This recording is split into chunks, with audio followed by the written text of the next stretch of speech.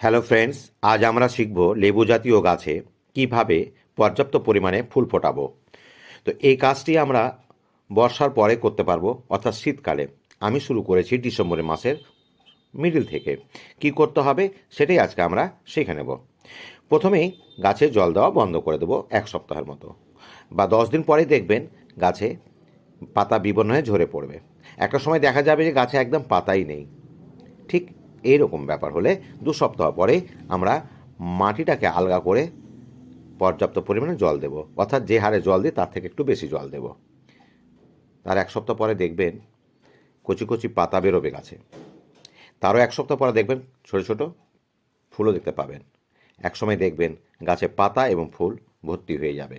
তো বন্ধুরা, এই প্রসেসটা যদি আপনাদের পছন্দ হয় অবশ্যই আমাকে ফলো করবেন আর সাবস্ক্রাইব করে দেবেন যদি ইউটিউব থেকে দেখেন। ধন্যবাদ।